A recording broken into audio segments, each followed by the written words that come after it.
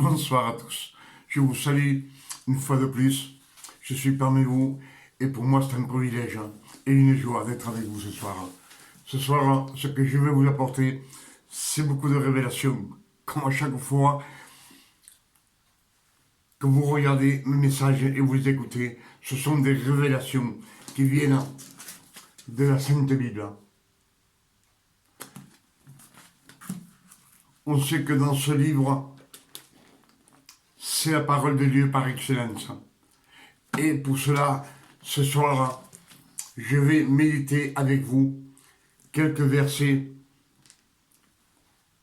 de la Sainte Bible, mais des versets de la grâce et des révélations. Primo, je vais rappeler avec vous un petit peu la création. On va faire ça vite fait pour vous dire que la première création était parfaite.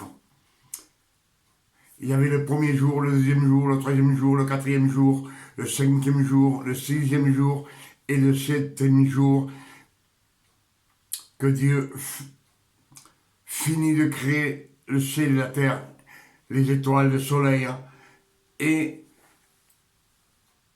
il se reposa. Donc, il était heureux de faire ce qu'il avait fait. C'est mal, laisse tomber. Ce qu'il avait fait, ce que Dieu avait créé, il était heureux. Pour cela, il se reposa, il le sanctifia. Et on sait que dans cette création, les animaux, les poissons, les oiseaux du ciel, l'homme et la femme, et tous les anges furent créés dans cette première création. C'est ce que je vous avais dit dernièrement, il y a quelques mois. Et là, je veux revenir sur cette création qui était parfaite. Dieu, le Père éternel, donna à manger à l'homme et à la femme toute l'herbe avec sa semence et tous les fruits des arbres de la terre, et aux oiseaux comme aux animaux et comme aux monstres marins et aux poissons. Il leur donna de l'herbe, toute l'herbe de la terre à manger. Donc, qu'en ce temps-là, il leur dit multipliez-vous, et qu'est-ce qui se passa? Ils se multiplièrent, mais l'homme ni l'animal, il ne pouvait pas manger ni de la viande, ni du poisson. Ça, c'est écrit, c'est pas écrit qu'ils ne mangent pas du poisson, mais il leur dit, vous mangerez sur votre nourriture, ça sera votre nourriture, tout l'herbe avec sa semence. On sait bien que l'herbe avec sa semence, c'est tous les féculents. Et en plus, tous les fruits des arbres fruitiers, c'est leur nourriture. Je vous dis cela pour vous dire, est-ce que vous croyez que le Père éternel aurait fait une création comme celle qu'on vit maintenant, qu'on a vécue, et il était heureux. Et il a béni, et il a sanctifié, et il se reposa. Vous savez que Dieu est omniscient, omnipotent et omniprésent. Et alors, sachant que cette création où on est maintenant, l'homme et la femme devaient pécher. Dieu devait noyer le monde entier dans les eaux par Noé. Après, il le savait. Il devait détruire Sodome et Gomorrhe. Que sa création allait aller en enfer, parce qu'il sortit du jardin d'Éden, il sortit du jardin d'Éden avec la mort, le péché, la maladie, la malédiction. Et en plus, il fallait que le Verbe naisse dans un corps d'homme et qu'il souffre pendant 33 ans. Ça, c'est notre création à nous. La première création, je pense que le Père éternel ne voulait pas de cette création. Cette création, comme Lucifer avait péché, est devenu le serpent, Satan. Il a fait un propos, ce que je vous ai dit, pour sauver ces créatures, pour sauver sa création. Parce qu'en sortant du jardin d'Éden, notre corps devait mourir, mais nous étions éternels. Et notre âme était destinée à aller aux enfers avec Satan pour toute l'éternité. Et c'est pour ça que je vous dis que dans la deuxième création, tout a été avec un propos de pouvoir reprendre sa création, nous, l'être humain. Si au commencement, il y avait tous les animaux et tous mangeaient de l'herbe. Il y avait les dinosaures, ils mangeaient de l'herbe. Il y avait les ptérodactyles, ils mangeaient de l'herbe. Les lions, les tigres, tout cela mangeait de l'herbe. Ils ne mangeaient pas de la viande. Ça, c'est la première création. Pour cela, je vous dis, réfléchissez bien, vous verrez bien que le Père éternel est amour. Et il ne peut pas permettre que les chiens mangent un lapin, ni vous non plus, ni nous non plus, ni les poissons. Les petits poissons, c'est mignon, comme les petits lapins et le reste, un mouton et un agneau. Je pense que c'est quelques révélations que je vous ai déjà données il y a quelques temps en arrière. Maintenant, on va rentrer dans le message que je vous apporte ce soir.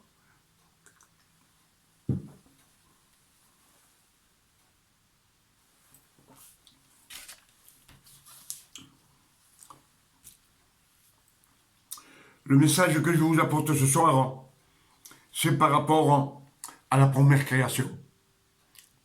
Et ainsi de suite, les versets qui suivent cette déclaration du Père éternel. Le Père éternel, dans la Genèse 3, verset 16, dans la création, la Genèse 3, verset 16, Dieu dit à la femme, j'augmenterai la souffrance de tes grossesses, tu enfanteras dans la douleur. Ça, c'est une malédiction. Mais dans ses propos, Dieu, le Père, il avait déjà prédit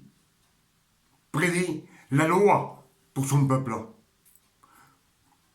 pour la descendance d'Abraham. Cette descendance était pour eux. Cette malédiction était pour eux, pour les fils de Jacob, pour les 12 tribus. Et on va voir, ça je l'avais pensé il y a quelques temps, j'avais discuté avec un prédicateur, un cousin à moi, puis il m'avait dit, je vais demander ça, et je dis, pourquoi le Seigneur il dit, j'avais demandé à un vieux prédicateur, hein, il y a peut-être 50 ans qu'il était prédicateur, et je lui avais demandé, C'est écrit dans la Genèse, au commencement, Dieu dit à la femme, j'augmenterai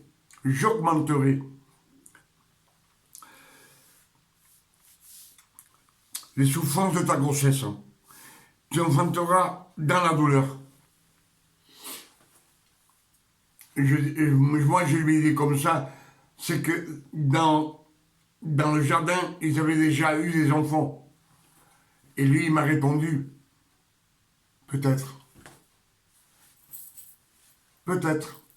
Sachant que dans le jardin d'Éden, qui était béni par le Seigneur, il était dans la grâce du Seigneur, ce péché ne pouvait pas être acquis dans le jardin d'Éden. Pour cela, il fallait qu'il pêche. Et c'est ce qui arriva. C'est le propos du Père éternel. Mais lui m'avait dit peut-être.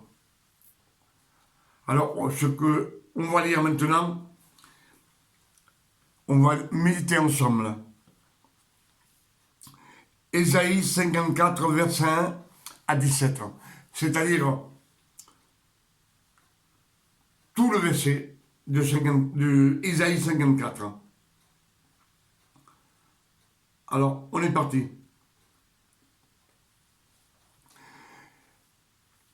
Ésaïe 54, verset 1 à 17.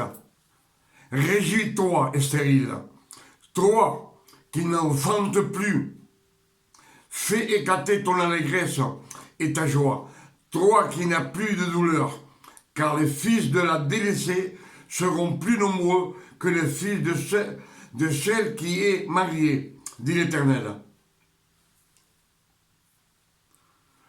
Toi qui n'enfantes plus. Dans la grâce, on n'enfante plus, on est tous des fils. Il n'y a plus d'enfants. C'est tous des fils.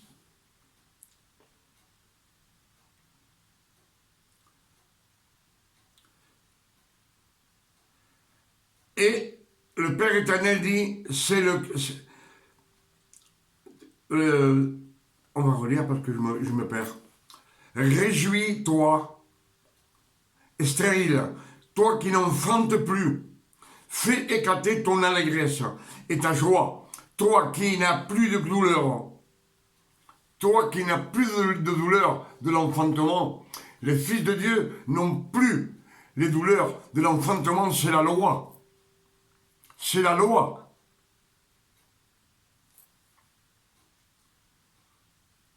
Car les fils de la délaissée seront plus nombreux que les fils de celle qui est dit mariée, dit l'Éternel.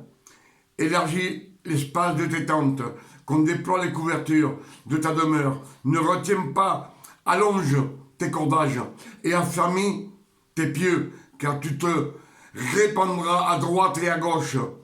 Ta postérité envahira des nations et peuplera des villes désertes. Ne crains pas, car tu ne seras point confondu. Ne rougis pas, car tu ne seras pas déshonoré. Mais tu oublieras la honte de ta jeunesse, et tu ne te souviendras plus de l'opprobre de ton veuvage.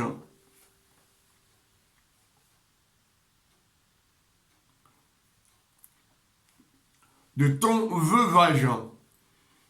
C'est-à-dire que dans la loi, quand la loi a effacé, comme Dieu les a ressuscités, c'était leur premier mari, leur mari est mort. Et Jésus les a ressuscités avec lui. C'est l'époux, Jésus-Christ, notre Seigneur. Car ton Créateur est ton époux, l'Éternel des armées, et son nom. Et ton Rédempteur est le Saint d'Israël. Il se nomme Dieu, de toute la terre, car l'Éternel te rappelle comme une femme délaissée et au cœur attristé, comme comme une épouse de la jeunesse qui a été répudiée, dit ton Dieu. Quelques instants je t'avais abandonné, mais avec une grande affection, je t'accueillerai. Dans un instant de colère, je t'avais un moment dérobé ma face. On sait que la descendance de Jacob, les 12 tribus, ont été abandonnées pendant 430 ans. Dieu leur avait dérobé sa face. Il était parti d'eux. Il ne les écoutait plus. Il dit, dans un instant de colère, je t'avais un moment dérobé ma face, mais avec un amour éternel, j'aurai compassion de toi, dit ton Rédempteur l'Éternel. Il en sera pour moi comme des eaux de Noé. J'avais juré que les eaux de Noé ne se répandраient plus sur la terre. Je jure de même de ne plus mériter contre toi et de ne plus te menacer. Quand les montagnes s'éloigneraient, quand les collines chancelleraient, mon amour ne s'éloignera point de toi, et mon alliance de paix ne chancellera point, dit l'Éternel, qui a compassion de toi. Malheureuse, battue de la tempête, et que nul ne consolait, voici, je garnirai tes pierres d'antimoine, et je te donnerai des fondements de saphir. Je ferai des créneaux de rubis, des portes d'escarmouches boucles, et toute ton enceinte de pierres précieuses. Tous tes fils seront disciples de l'Éternel, et grande sera la postérité de tes fils. Tu seras affermi par la justice, banni par l'inquiétude, car tu n'as rien à craindre, et la frayeur, car elle n'approchera pas de toi. Si l'on forme des complots, cela ne viendra pas de moi. Quiconque se liguera contre toi tombera sous ton pouvoir. Voici, j'ai créé l'ouvrier qui souffle le charbon au feu et qui fabrique une arme par son travail. Mais j'ai créé le destructeur pour la briser. J'ai créé l'ouvrier qui souffle le charbon au feu et qui fabrique une arme par son travail. Mais j'ai créé aussi le destructeur pour la briser. Toute arme forgée contre toi sera sans effet, et toute langue qui s'élèvera en justice contre toi, tu la condamneras. Tel est l'héritage des serviteurs d'Israël. Les serviteurs d'Israël, c'est que le Père éternel se servit avec des milliers d'hommes à l'époque. Et, comme il dit, j'ai créé aussi le destructeur, celui qui va détruire toute cette malédiction. Il a créé le destructeur de tout ça, c'est Jésus-Christ sur la croix. C'est bien ce qu'on est en train de méditer ensemble et ce que le Père me donne.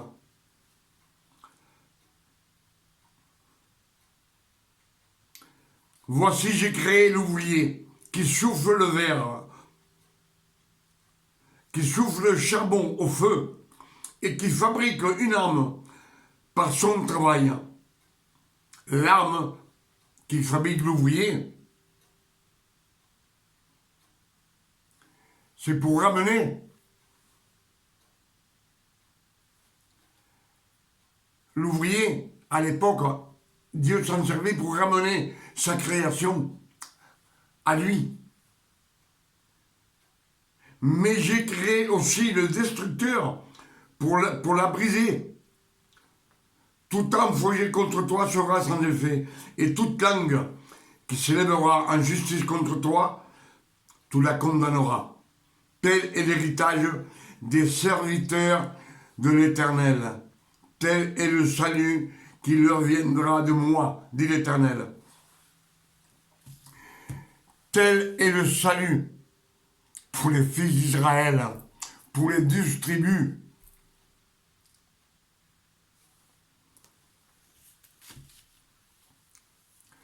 Même ceux qu'aujourd'hui, c'est pour cela qu'on dit, les premiers seront les derniers et les derniers seront les premiers. C'est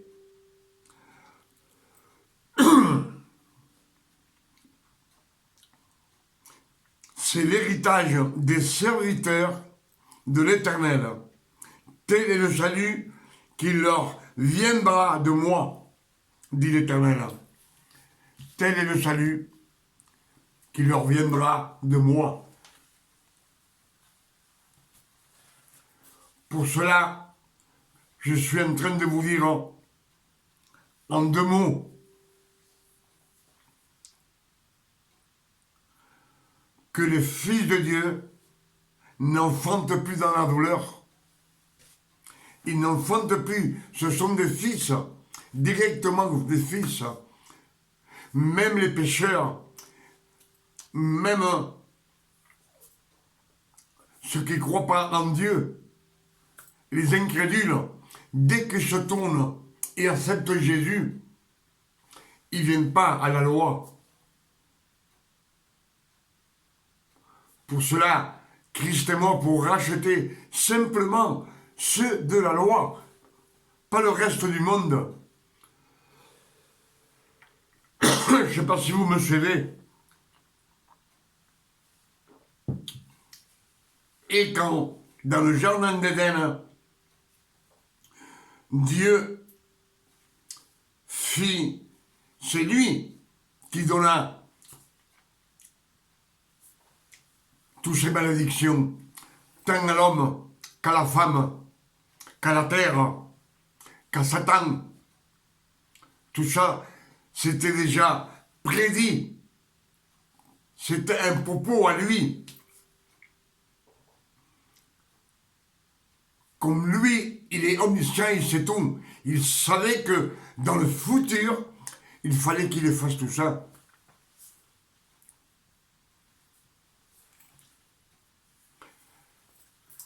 Tout fut dans le jardin d'Éden. Et après, il y a eu malédiction sur la création. Parce qu'il suivait dans le péché. Mais le Père éternel, il dit, j'ai tout effacé. J'ai tout effacé.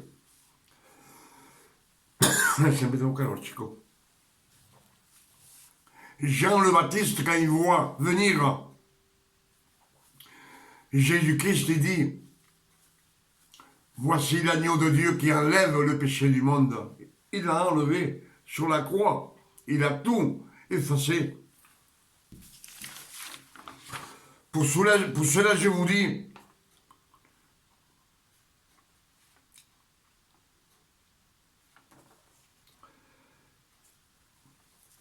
que l'enfantement que Dieu, le Père éternel, fit comme une malédiction à la femme, tu enfanteras dans la douleur, c'était la loi. Pour arriver d'un enfant à être fils, c'est l'enfantement. Et Galates 4.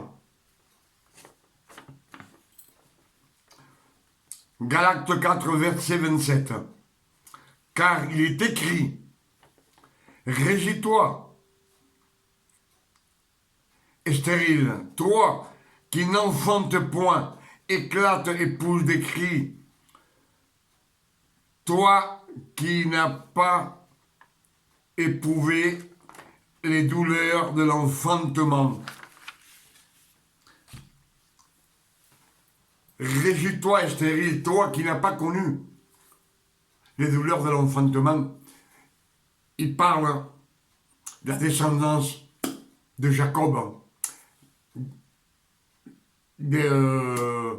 d'Abraham aux 12 tribus, jusqu'en Égypte. Ils n'ont pas connu. On sait bien que toutes les femmes, ils se sont multipliées. Mais il dit comme ça, Galates 4, verset 27, car il est écrit, régis-toi stérile, toi qui n'enfantes point, éclate et pousse des cris, toi qui n'as pas éprouvé les douleurs de l'enfantement. Eux, ils n'ont pas connu la loi. C'est les douleurs de l'enfantement, ils n'ont pas connu. C'est ce que disent les Écritures.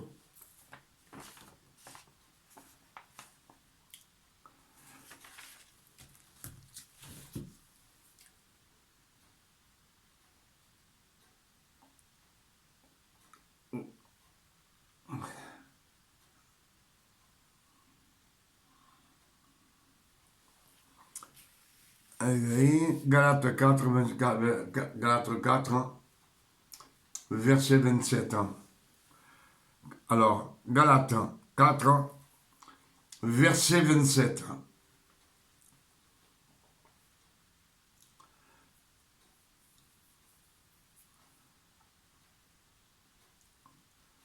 On va prendre un peu plus haut.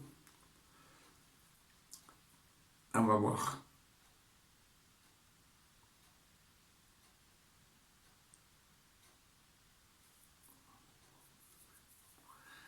On va prendre Galates 4, verset 21. Dites-moi, vous qui voulez être sous la loi, n'entendez-vous point la loi? Vous n'entendez pas la loi? Car il est écrit qu'Abraham eut 2 fils, un de la femme esclave et une de la femme libre. Mais celui de l'esclave naquit selon la chair, et celui de la femme libre naquit en vertu de la promesse de Dieu. Ces choses sont allégoriques, c'est-à-dire qu'il y en a 2. Car ces 2 femmes sont 2, ces femmes sont 2 alliances, l'une du mont Sinaï, enfantant pour la servitude, c'est Agar. Car Agar, c'est le mont de Sinaï en arabe, en Arabie. Et elle correspond à la Jérusalem actuelle, qui est dans la servitude avec ses enfants. Il est dans la servitude, toujours sous la loi. Mais la Jérusalem d'en haut est libre. C'est notre mère.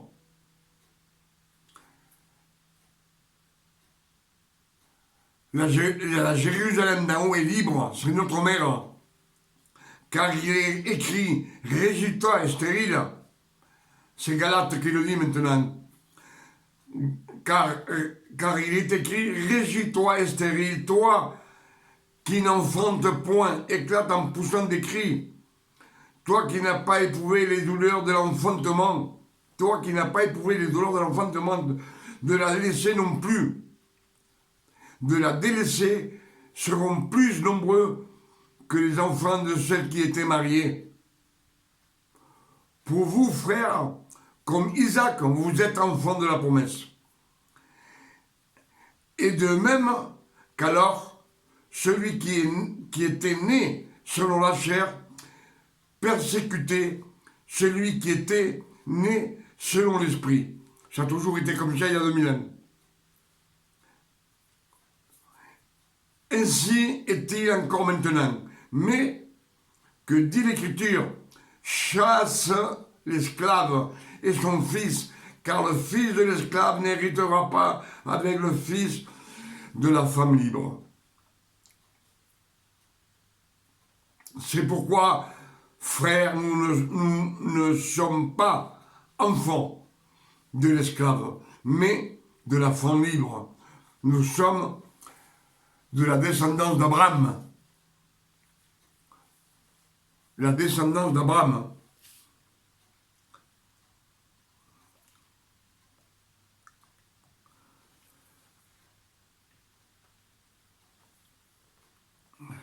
Quatre.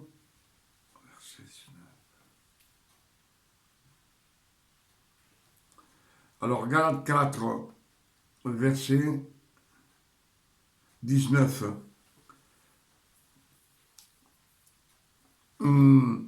Galates 4, verset 19. Paul dit, quand il revient aux Galates, la première fois qu'il vient, il parle d'une manière. Et minimum 17 ou 19 ans ou 20 ans après, dans les Écritures, il y a après, 14 ans après. Mais il est parti avant 3 ans et 3 ans. Donc, je dis bien, c'est pas un chiffre sûr, mais minimum 14, 3 et 3, 6, une vingtaine d'années. C'est pas sur le 20 ans, hein, mais bon, on va dire 19 ou 20 ans. Paul dit,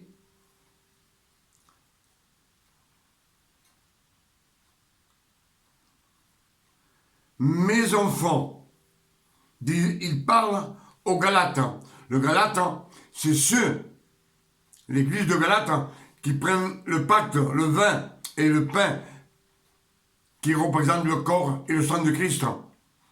Il leur dit comme cela, mes enfants, pour qui j'éprouve de nouveau les douleurs de l'enfantement. Il leur dit, mes enfants, pour qui j'éprouve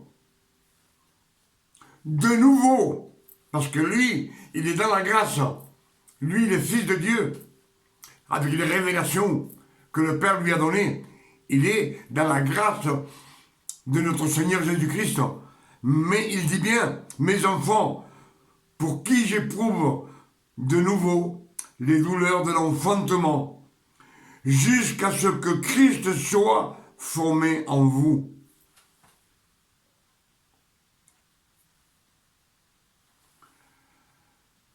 Je pense que les Écritures sont claires,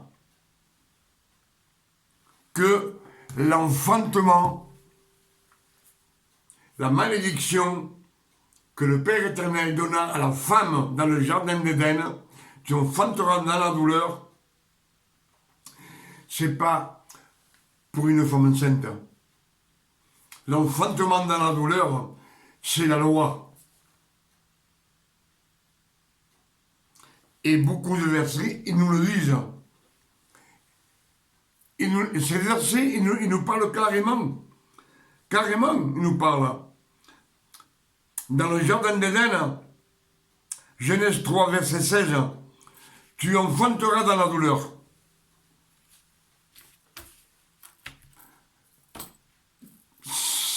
C'est pas du Père éternel, ça. C'est pas une méchanceté du Père éternel. Pour la femme, je veux dire. Enfanter, c'est encore une parabole. Tu enfanteras dans la douleur. 3000 ans après, il leur donne la loi au peuple d'Israël, à sa création. Et à ceux que lui, il avait choisis. En plus, ceux qui marchaient dans la grâce, parce qu'ils péchèrent. Jacob pécha, ses fils péchèrent.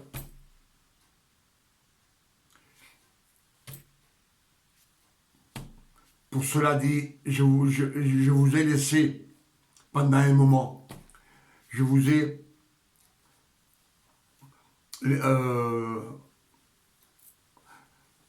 laissé tomber.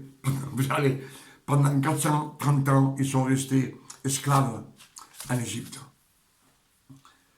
Mais cette malédiction qu'il lança à la femme, c'était tout prédit.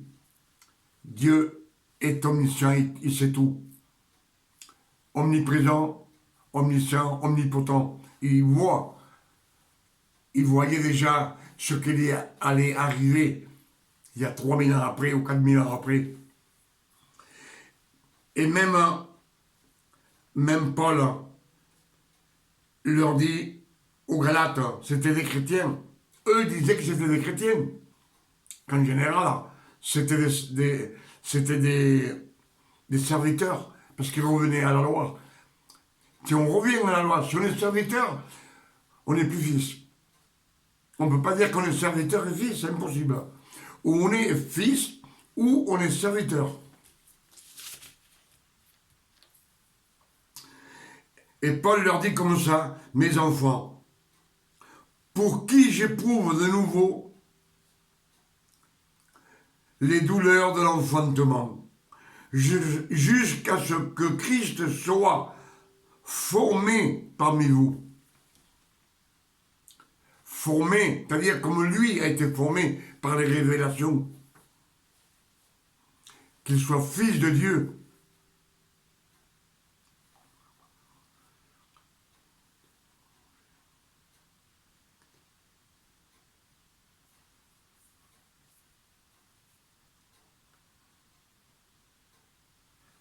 Je pense qu'on a parlé ensemble, on a médité ensemble. J'ai médité un petit peu hier, mais un petit peu ce matin aussi, puis ce soir, vous savez, il est encore 2h moins 25. 2h moins 25, c'est-à-dire il y a 30 minutes de prédication.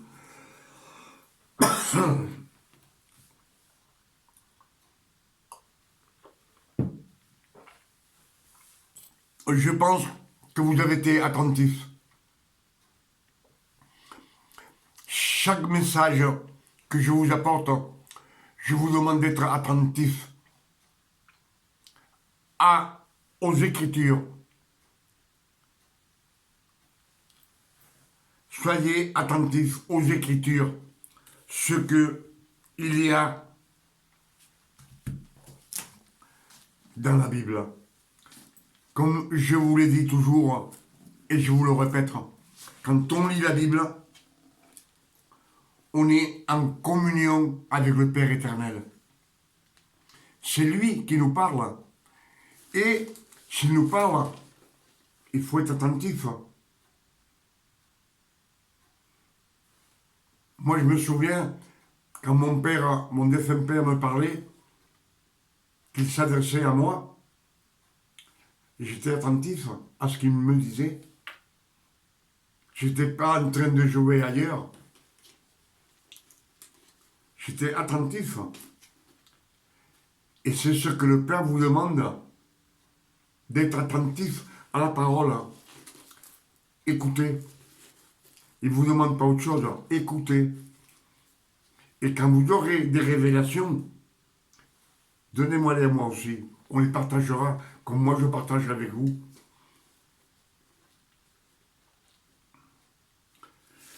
On a bien écouté Paul aux Galates qui lui dit, ils lui disent comme ça, tant que vous n'aurez pas de révélations, vous n'êtes pas avec Jésus-Christ. Je ne sais pas si vous avez compris ce qu'il a dit. Ce qu'il a dit, les douleurs de l'enfantement, jusqu'à ce que Christ soit formé en vous. Si Christ n'est pas formé en vous, c'est que vous n'êtes pas avec le Christ. Vous êtes sous la loi, toujours sous la loi. Pour cela, je vous dis à chaque fois que les choses religieuses, c'est la loi. Le Père éternel a donné son Fils unique. Il l'a offert en sacrifice sur la croix pour qu'il puisse laver avec son sang la loi. Pour sauver, on a bien lu, pour sauver les 12 tribus d'Israël.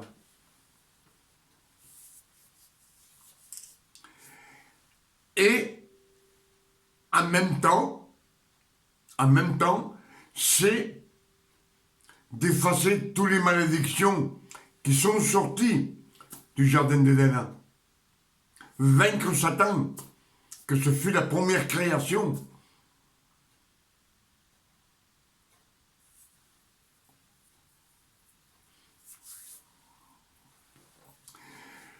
Il y a 30 minutes, bon, un petit peu plus, c'est pas grave.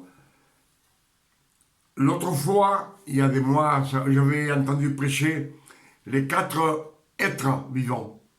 Les 4 êtres vivants.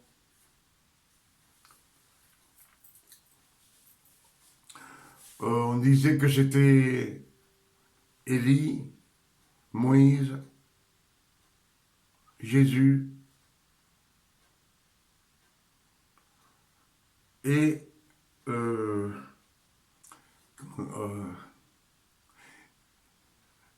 Enoch, qui est parti au ciel, et le Père éternel le prie. Vous voyez, ça, tout ça, ce sont des balivernes. C'est pas vrai.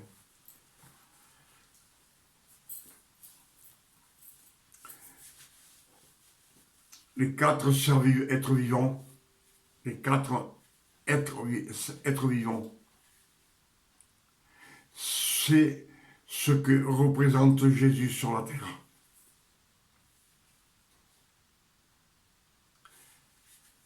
Le lion, Jésus, l'aigle, la force, l'endurance. Le lion, c'est Jésus, le lion de la tribu de Juda. La vache, la force, ça peut être Moïse, ça peut être Élie, non. Puisque Jean, dans le ciel, dans l'Apocalypse, il voit les 4 êtres vivants. Les 4 êtres vivants, il les voit, mais il voit aussi Jésus, comme l'agneau de Dieu. Alors là, ça en fait 5. Il faudra méditer, voir si on est intéressé par cette phrase. Les 24 anciens, on pense que c'est les 12 apôtres, plus les 12 fils de Jacob, que sont les 4 anciens, les 12 anciens, les 24 vieillards.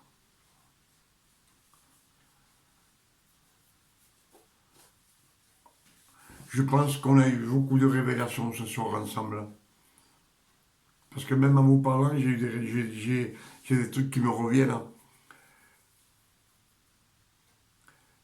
Et avec ce message, je prie le Seigneur qu'il vous bénisse, qu'il vous donne à comprendre les Écritures. Et que la loi, elle est derrière. Il y a 2000 ans qu'elle a été effacée. On vous a racheté. Le péché a été effacé. Même comme je vous disais l'autre jour, si on pêche, on est enfant de Dieu. Si on pêche, on ne perd pas notre statut devant Jésus-Christ. On ne perd pas le statut de fils. La seule manière de perdre les statuts de fils, c'est de revenir à la loi. Si on revient à la loi, c'est qu'on est un serviteur. Faut pas être un serviteur. Si je dis je suis un serviteur, je ne suis plus fils de Dieu alors. Et si je me mets à genoux, je suis en train de quoi? De faire quoi? De prier le Seigneur pour qu'il me donne quelque chose.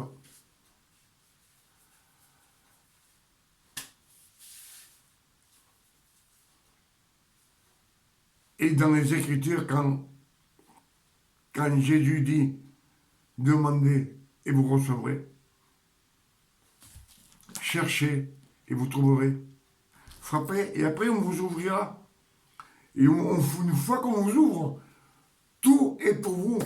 Une fois que vous avez trouvé Jésus-Christ, après il vous dit viens, assieds-toi là, avec moi. Fais rien, rien. Je suis toujours dans cette parole de rien faire. Parce que quand on fait rien, on ne pêche pas.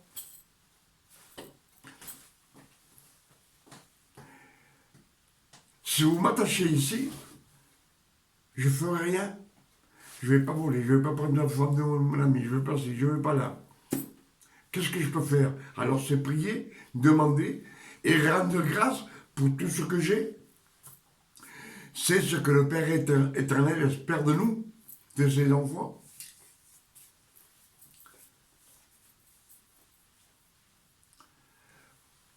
Qu'on dise merci.